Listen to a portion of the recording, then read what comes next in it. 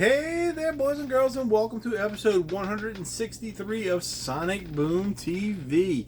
This episode is the one where I trigger some people. It's going to be awesome. So anyway, the title of this video is why you should always touch the grooves on your records. What did he just say? Yes, I just said why you should always touch the grooves on your record. First of all the cool kids will tell you that you gotta hold the records by the edge of the thing and don't ever touch the grooves on the vinyl because you're gonna mess them up and all that stuff, and you are not gonna mess them up. The only thing you're gonna do is if you got oily fingers or dirty fingers or whatever, you're gonna put dirt on your record or oils from your finger on the record. That will attract dust. But if you clean your records off, fingerprints come off very easily. I mean, all you gotta do is just scrub them through your spin clean or with your little, whatever they call that little block thing, and, give them a good once or twice over, and those fingerprints generally come right off. No problems. Oils get picked up if you got some kind of fluids that you use and all that good stuff. Boom, they're all right. No problems. So let me explain why I'm really making this video. Not really to tick people off, but kind of hoping I do. A little bit, just a little bit, because, you got to mess with people.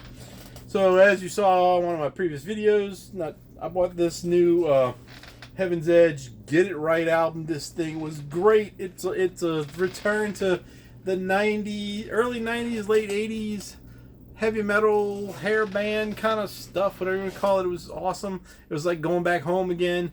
I'm glad I ordered it.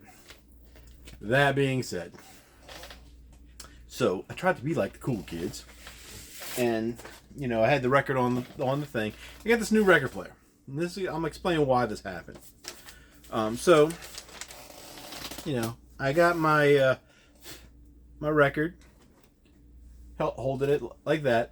My new record player, the lid sits on a 45-degree angle, maybe a little more than, higher than that, but whatever. My old one was straight up, basically. This one's like that. I'm not used to that yet, because I've only had it for a week. So, got the record in there, pick it up like this, and normally I just do that.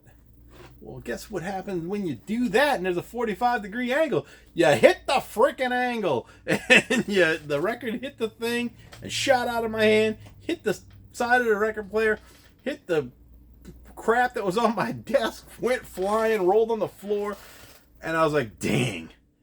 And you can see my fingerprints on it now. But I put a nice little scratch on this brand new record. I don't know if you can see. There's a little bit right there. Touch it. Okay. I gotta clean it again anyway, because I was touching it to fix it. But there's a little bit of a scratch there that didn't cause any problems at all.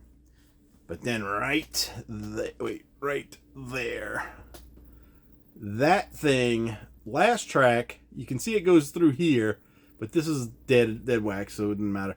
But this right here was it's like a scuff kind of mark, and it's on the last song, about the last minute to 2 minutes, I guess, of the last song. And when I played it back, because I had to immediately play it to find out how bad that was, it skipped so bad. And I was like, oh man, I just bought this record.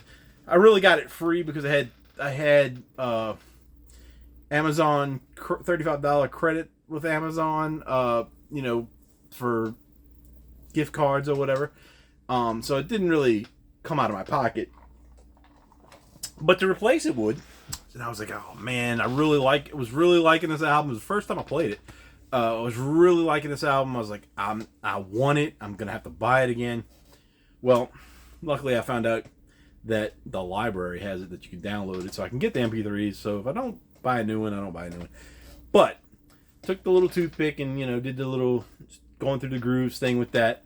And I got it to where it plays. It does not skip anymore, but it does have a couple of pops in it. So I don't know if I'm able to fix that. I did the thing and I cleaned it again a little bit. Just in that area, I got to clean the rest of the thing because I got fingerprints all over it.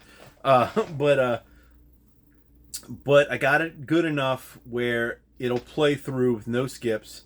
But there's a little bit of pops going on, and they're not bad, but there's like 3 or 4 spots in that last couple minutes that I can hear it. Maybe if I was across the room, I wouldn't notice it as much. But when I sit usually when I listen to records, I'm sitting right there by them, and I can hear it then. So tried to do that, and screwed it up. So always grab your records like that, when you just get a good grip on them. I'm just playing with you guys, but do what you got to do with your records. It doesn't matter; they're yours. You can hold them any kind of way you want. But I just wanted to show you that I screwed that up. This side looks great. This side not so much. You can see that scratch all the way far away. Those Christmas lights reflecting. But anyway, so that was that. And when I was fixing that, I had decided that they talked about my brand new Dropkick Murphys was skipping too, but that one didn't have a scratch on it, and it still doesn't have a scratch on it. I looked at that thing. I had the flashlight. I couldn't find anything, and I kept watching it when it would go around the record and see where it would skip. And at the point where it was skipping, I was like, "There's no skip. I mean, there's no scratch there." And that was on the Okima Rising album, which turned out to be really good, by the way. I've decided that these two, their last two, might as well have been a double album. Because they definitely go together. I mean, they were meant to go together. I mean, the way they did them, but they should have just released them as a double album at one time. Would have saved me some money most likely. But I'm glad I got this one, and I'm glad I got it with the 7-inch that's in this bag right now, because I looked it up on Discogs and it's like $80. It's like you can get it from the website for like 40, but $80. So anyway, let's get back to it. There's, on the second side, they're shipping up to Boston. It is one of their most famous songs, and it's the second to last song on here because we have a bonus track. Now this one I'm trying not to touch because it's cleaned. But at some point, you see these color shifts. I believe it was somewhere in this area, right here. Oops, sorry, right here. The color where it shifts from this white to this gray, or the gray to the white, I should say. It was skipping, and I looked and I was like, shining a light, trying to do all these little angles and stuff to see if I could see it. There's no scratch there. So I take my little cleaning brush thing, and I'm kind of scrubbing that area and stuff.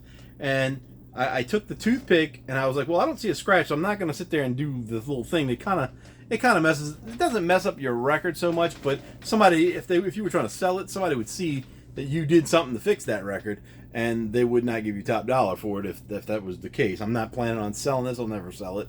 But anyway, I'm looking at it, and and I just kind of lightly went along the grooves with it. I wasn't scrubbing it or anything, and did that a couple times, and then I scrubbed it again with the brush and some distilled water and stuff. And whatever was in there came out, because after about 10 minutes of messing with it, played fine. And I played it like 3 or 4 times, and it played. So we've got a complete. Almost did it, guys. Got to grip your records, man. You got to grip them. Anyway, that one's good now. So that's all I really wanted to say on this one. I'm not suggesting you hold your records like that, because yes, they are going to get fingerprints, and you're going to have to clean them over and over and over again. And you don't want to have to do that every time you put your record on. But just be more careful. If you can't be careful, grip them. If not, do what the cool kids do and just hold them by the edges, because that's awesome. It's always awesome to be in the cool kids club. Remember that. Always awesome to be in the cool kids club. Say it with me. Always awesome to be in the cool kids club. There's a song by Screeching Weasel called Cool Kids. You gotta look that up. It's awesome. Talks about the cool kids club. Anyway, that's it for now. 10 minutes gone. Goodbye.